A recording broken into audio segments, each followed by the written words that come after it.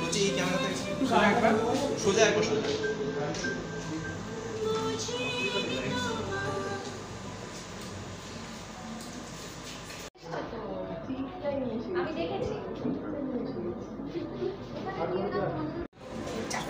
ভেতরে তো বাতাসে গুনগুন বাজছেই, সাথে সাথে দারুণ লাগছে দুজনকেই। গল্পটা তো তোমরা বলবেই না আমরা জানি, কিন্তু কিছু হালকা hints।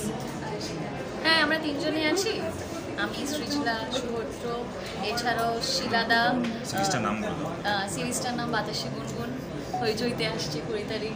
আর কি জানতে চাইছো বলো? না মানলি তো বলছিলি, তুমি কেন বন্ধ করা? আমি তো বলে দিলাম, আর ইনফরমেশনটা আমি তো দিতে বাবা আমার অরিন্দমের কথা শুনেই চলি। এখন যে আবহাওয়া বুঝতেই পারছো, নিকিতাকে অরিন্দমের কথা শুনতেই হবে। তো অরিন্দমকে বলতে পারো কেমন আবহাওয়া? আবহাওয়া বাতাসে গুনগুন শোনা যাচ্ছে, তো এবং গুনগুন বাতাসে এটুকুন শোনা যাচ্ছে 20 তারিখ সেটা আসবে। তো আমরা সেটার অপেক্ষাতেই রয়েছে।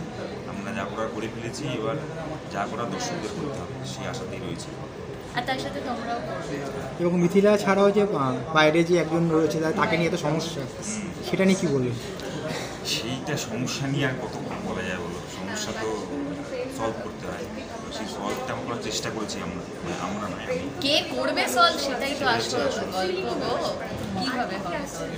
এবং এটুকুনি বলা যায় যে এটা খুবই অন্য ধরনের একটা গল্প। এবং প্রেমের যে বিভিন্ন দিক রয়েছে, অবসেশন রয়েছে, এবং সেখানে যে মানে একটা জোর খাটানোর ব্যাপার রয়েছে, সব মিলিয়ে এটা একটা অন্য ধরনের গল্প। আমি নিজের চরিত্র আগে করিনি, এবং লাভলি কো অ্যাক্টার্স, তার সাথে কাজ করেও মজা লেগেছে। এবং আমার বিশ্বাস যে সিরিজটা খুব ভালো হয়েছে, অন্য রকম হয়েছে, মানুষের সেটা ভালো লাগে। আচ্ছা 1 মিনিট জাস্ট চলো। বাতাসে গুনগুনের অলরেডি ট্রেলার টিজার বেরিয়ে গেছে, কি বলতে চাইবে?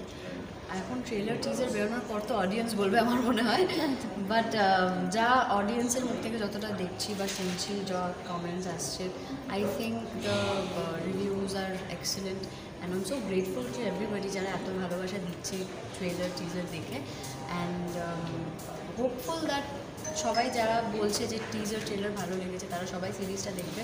অ্যান্ড সত্যি একটু অন্যরকম একটা আমরা সাবজেক্ট নিয়ে কাজ করেছি এবারে। ইটস বেসিক্যালি অ্যাবাউট অবসেশন, যেটা নিয়ে আমরা খুব একটা কথা বলি না। It's also psychological health, mental health, যেটা নিয়ে আমরা খুব একটা কথা বলি না। তো ওইভাবে এটা পুরোপুরি ওই শুধু পরকীয়া বা একটা লাভ ট্রায়াঙ্গেলের গল্প নয়। অ্যান্ড যারা দেখবে তারা বুঝতে পারবে যে এটা কতটা সিরিয়াস একটা প্রবলেমে গিয়ে দাঁড়াতে পারে। তো আমার মনে হয় ইটস অলসো স্মল অ্যাওয়ারনেস, যেটা মানুষের মধ্যে কোথাও না কোথাও কাজ করবে। কিছু মানুষের মধ্যে যাদের মধ্যে এই ট্রেডসগুলো রয়েছে তারা ফিল করবে যে তাদের চেঞ্জ হওয়া উচিত, আর যারা ফেস করেছে তারাও রিলেট করতে পারবে।